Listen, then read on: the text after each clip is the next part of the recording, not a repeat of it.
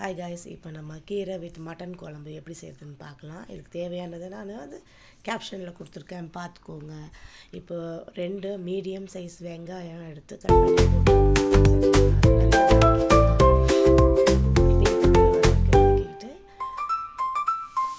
கூட வந்து 1 table spoon உப்பு சேர்த்துக்கணும்.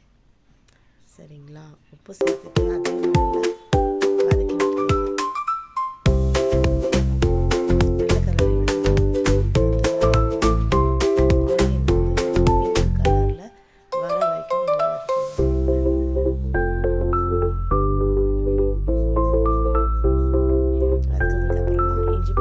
வந்து நம்ம சேர்க்கணும்.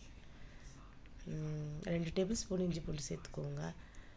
சின்ன ஸ்பூனாக இருந்தால் ஒரு 1.5 போதும். கொஞ்சம் பெரிய ஸ்பூனாக இருந்தால் 1 போதும். சரிங்களா? இஞ்சி பூண்டு எவ்வளோ சேர்க்குறீங்களோ அவ்வளோ குழம்பு வந்து கொஞ்சம் நல்லா வாசனையாக இருக்கும். ரொம்ப சேர்த்துறாதீங்க, ரொம்ப காரம் அதிகமாயிரும், கசப்பு அதிகமாயிரும். இஞ்சி பூண்டு வந்து ஒரு கொஞ்சம் அளவோடு சேர்த்தோன்னா எல்லாமே நல்ல ஸ்மெல்லு வாசனை அதிகமாக இருக்கும். இதெல்லாம் கலரிக்கு அப்புறமா நம்ம மட்டன் எலும்பு சேர்த்துக்கணுங்க. இது வந்து மட்டன் கறிக்கு பதிலாக நம்ம நெஞ்சு எலும்புலாம் போட்டோன்னு வச்சுக்கோங்களேன், டேஸ்ட் இன்னும் கொஞ்சம் நல்லா தூக்கலாக இருக்கும். இது ஆக்சுவலி குழம்பு கீரை கூட சேர்த்து நம்ம வைக்கும்போது நெஞ்சு எலும்பு சேர்த்து வச்சு பாருங்கள், அது நல்லா டேஸ்ட்டாக இருக்கும். நெஞ்சு எலும்பு வந்து நல்லது, அதில் நல்ல சத்து இருக்குன்னு டாக்டர்ஸ்லாம் சொல்கிறாங்க. இன்னும் நல்லா டேஸ்ட்டாக வரும், ரொம்ப சுவையாக இருக்கும். நல்லா கலரி விட்டுருங்க. பாருங்கள், நல்லா வெந்துருச்சு. இந்த கலருதில் நல்லா வெந்துடும். அதுக்கப்புறம் காரத்துக்கு தேவையான 2 பச்சை மிளகா ஆட் பண்ணிக்கோங்க. நல்லா கீறி விட்டு ஆட் பண்ணிக்கோங்க, இல்லைன்னா பச்சை மிளகா வெடிக்கும். அதுக்கப்புறமா மஞ்சத்தூள் போட்டுக்கோங்க. 1 டேபிள் ஸ்பூன் மஞ்சத்தூள் போதும். போட்டுட்டு நல்லா கலரி விடுங்க. எனக்கு கோல்டு பிடிச்சிருக்கு, அதான் வாய்ஸ் ஒரு மாதிரி இருக்குது, அட்ஜஸ்ட் பண்ணிக்கோங்க. இது நல்லா கலரி இருக்குங்க.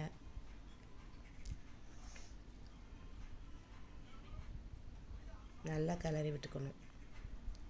கலரி விட்டுட்டு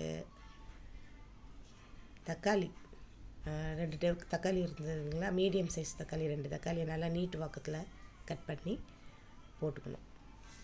அதையும் நல்லா அந்த தக்காளி கொஞ்சம் ஸ்மாஷ் நல்லாலாம் கூட தேவையில்லை, ஏன்னா நம்ம இப்போ குக்கரில் தான் வச்சுருக்கோம், அதனால் அது வதங்குற அளவுக்கு என்ன தேவையில்லை. நல்லா போட்டுட்டு அந்த மசாலா அந்த தக்காளியில் பிடிச்சிட்டு அந்த இஞ்சி பூண்டு மசாலா போகிற வரைக்கும் நல்லா வதக்கிட்டு 2 கிளாஸ் தண்ணி ஆட் பண்ணி குக்கரை மூடி வச்சுருங்க. குக்கரை மூடி வச்சுட்டு ஒரு 3-4 விசில் வைங்க. ஏன்னா எலும்பு இல்லை, கொஞ்சம் நல்லா வேகணும். 3-4 விசில் வச்சதுக்கப்புறம் நீங்கள் என்ன கீரை போடணும்னு ஆசைப்படுங்க. இதில் பருப்பு கீரை ஆட் பண்ணாதீங்க, அது கொஞ்சம் கொலன்னு ஆகிடும். இது சுக்காங்கீரை ஆட் பண்ணலாம், நல்லா டேஸ்ட்டாக இருக்கும். புளிச்சக்கீரை ஆட் பண்ணிக்கலாம்.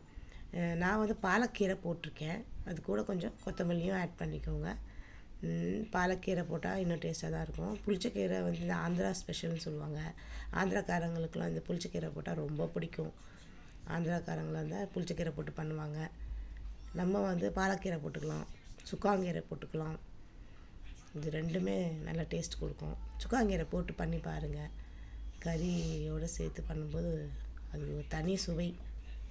நிறைய பேர் கீரை கூட கறி போடுவாங்களான்னு யோசிப்பாங்க.